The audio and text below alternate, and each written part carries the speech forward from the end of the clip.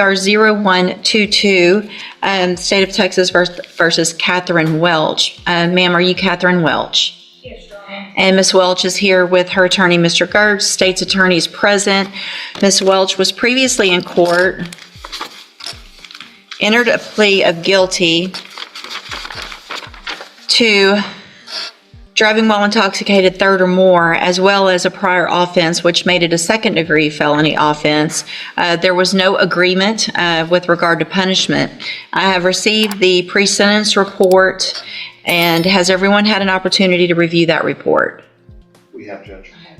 Are there any additions or corrections to that report? Not from the state, other than I want to acknowledge I have received Mr. Gertz's sentencing memorandum. I'm going to get to that too in just a second. Any additions or corrections? Aside from the one comment that I make in the sentencing memoranda about a comment that she made about rehabilitation, I think it's more of a clarification, so I'm happy to touch on that. But other than that, we don't have any additions or corrections. Okay. And Ms. Smallfino has already stated, as well as I received the sentencing memorandum at 5:47 p.m. yesterday.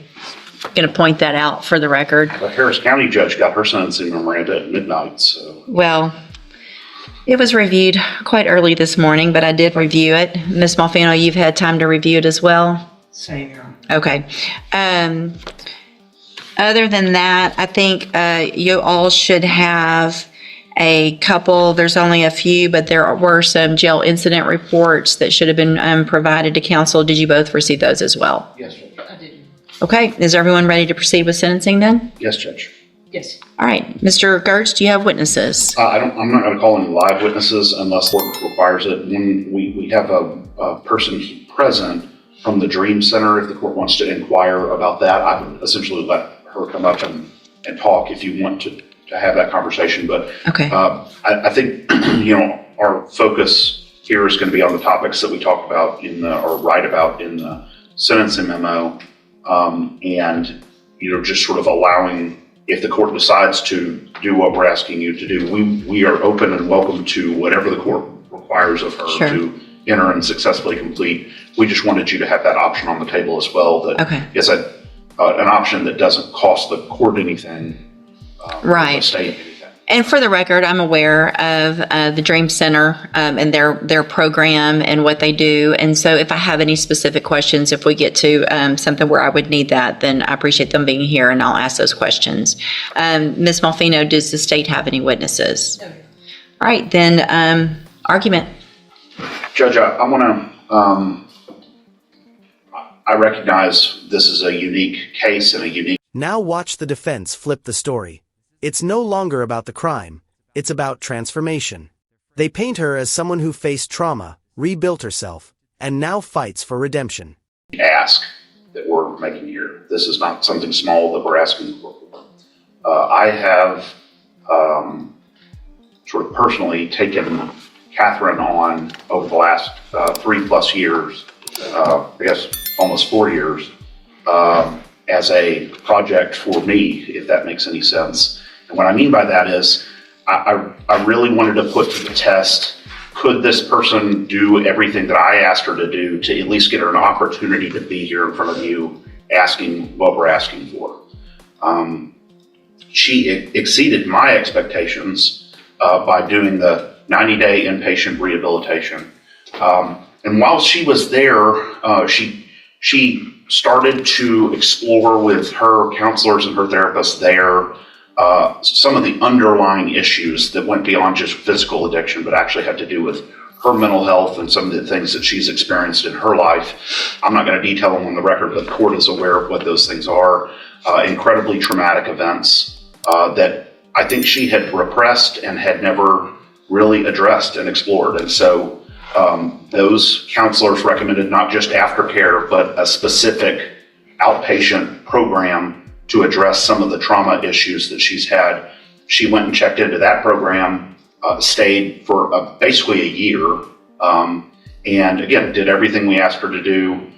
When I told her to go get her own drug patch, I told her to go get her own interlock device. She did all of that. Those records should be attached to the memo. She was successful, has been following the rules, doing everything we've asked her to do, had been going to AA, had gotten a counselor actually reached out and befriended the director of the Dream Center to try to figure out what she can do next to sort of commit herself to her sobriety and to fixing the mental health issues that I think stem from the challenges that she faced as a young person.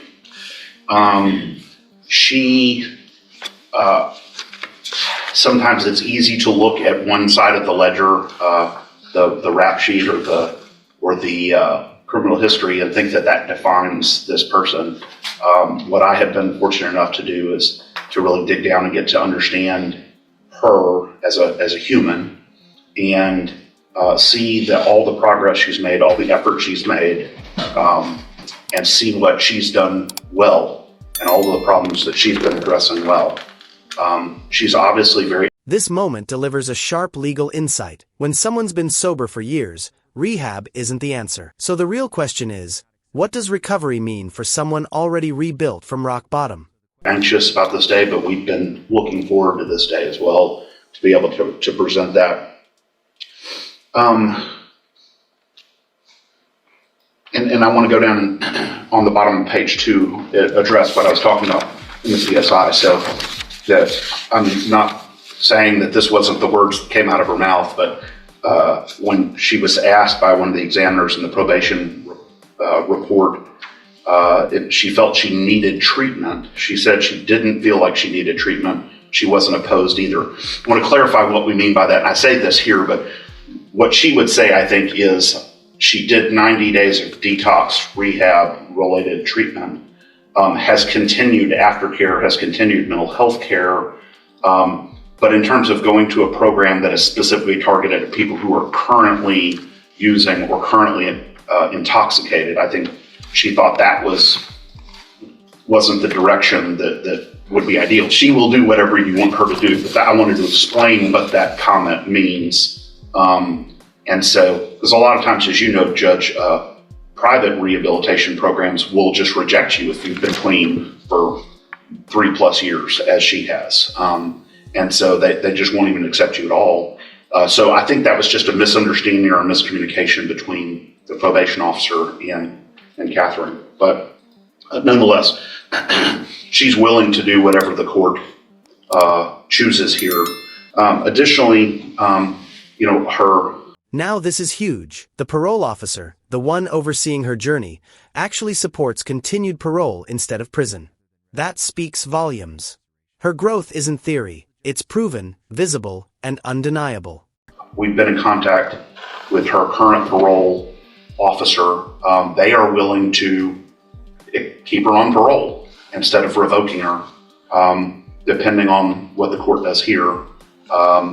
And so that was encouraging as well. I think we had the same kinds of conversations with them about her recovery and about her efforts. And so I think that was an encouraging sign from them. And then finally, Judge, you see, we didn't want to focus too much on support from the community because, again, this isn't just a run-of-the-mill case. This is a different focus. But she is married. She has a family. She recognizes the impact that all of this has had on her family and her relationships, the strain it has put on her husband, both financially and also emotionally. And she accepts responsibility for that and is asking the court to consider this extremely rare position that we're asking the court to take here. Obviously, if the court would like her to address the court, she is happy to do that, or I'm not sure how you can proceed on that. Okay, thank you. Ms. Malfino? Judge, I don't envy the position that the court is in this morning. I do take very seriously the comments of Mr. Burks. I take him at his word for that, and I hope that all of those things are true. It's difficult for me as a representative of Jefferson County and the state and the citizens that were on the roads every day to stand up and say I agree with probation, but I don't disagree with the things that Mr. Gertz has said and the information that is in his sentencing memo.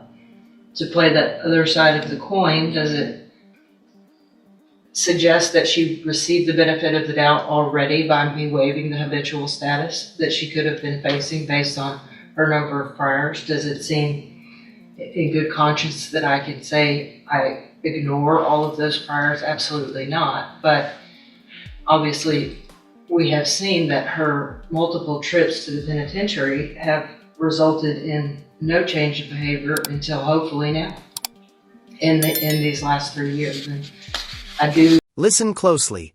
The prosecutor isn't attacking this time. She's balancing the weight of the past with the power of progress. This is where justice blurs, punishment or redemption, which truly serves society. I do sympathize with Ms. Welch as an individual. Again, it's hard for me as a district attorney, assistant district attorney, to say that I concur with the punishment being probation, but I don't, again, disagree with the comments that Mr. Gertz has. We've had multiple conversations about this case. I know he's worked very diligently at it. I don't really know, Judge, and that's why it's before you, that putting her in prison for 20 years and her getting out in 2 versus an extensive probation period where she could continue the recovery she's been doing is a better option. But again, I don't know what is in the best interest of public safety. Unfortunately, none of us do. So I would defer to the court's wisdom and whatever you think is appropriate based on the volume of information that you have. All right, thank you. Anything else? Would you like to say something, Judge? Your Honor, I just want to say that